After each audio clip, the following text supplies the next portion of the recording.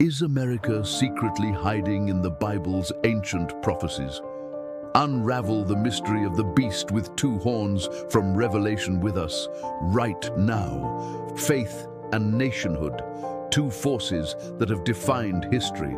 In America, they've intertwined in extraordinary ways. Early settlers arrived with a vision, seeing themselves as building a new Israel, a holy nation under God. Their faith shaped laws, leaders, and even the land itself. But fast forward to today, is America still that shining city on a hill? Most scholars agree. The Bible, written thousands of years ago, doesn't directly mention America. Its focus is the ancient Near East. Think Israel, Egypt, and Babylon, long before the Americas were even a blip on the map. But here's the twist.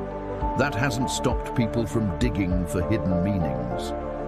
Could there be prophecies or subtle nods pointing to the United States?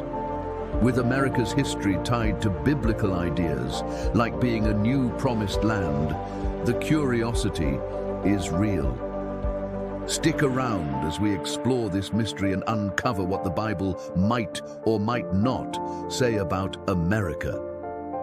So, one popular passage comes from Revelation 13. It describes a beast with two horns like a lamb, but speaking like a dragon. Some interpret this as America. Here's their reasoning. The lamb-like horns could represent America's founding on Christian values and religious freedom, peaceful and pure.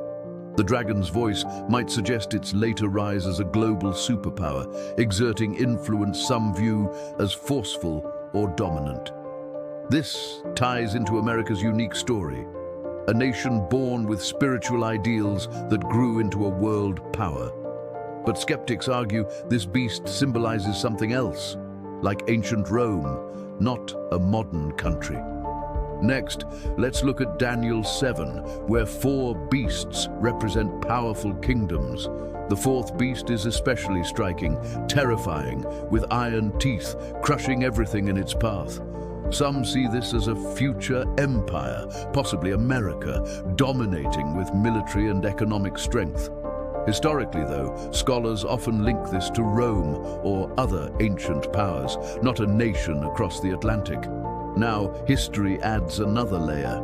Early American settlers, like the Puritans, saw themselves as a new Israel, fulfilling biblical promises. They even quoted scripture like Matthew 5:14's "city upon a hill" to describe their mission. This belief shaped their laws and identity, making the idea of America in prophecy feel real to them, and it still resonates with some today. Also, there's Isaiah 18, which mentions a land beyond the rivers of Cush, sending ambassadors by sea. Could this be America? Some say yes. Beyond Cush, ancient Ethiopia might hint at a distant western land. Ambassadors by sea could suggest global diplomacy across oceans. But some scholars argue this refers to regional events near Israel, not a far-off future nation. All super interesting. So, what's the verdict? Interpretations split widely. Some see clear prophetic nods to America in these texts. Others view them as symbolic or tied to ancient history. What's undeniable is the Bible's lasting influence, shaping how people, from settlers to modern believers, imagine their place in the world.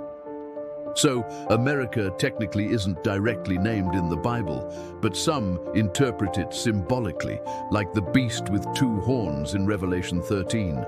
Scholars debate these mysterious interpretations with no agreement, yet the Bible's deep influence on American culture is clear.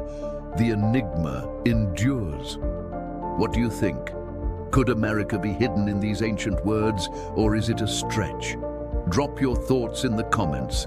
Thanks for watching.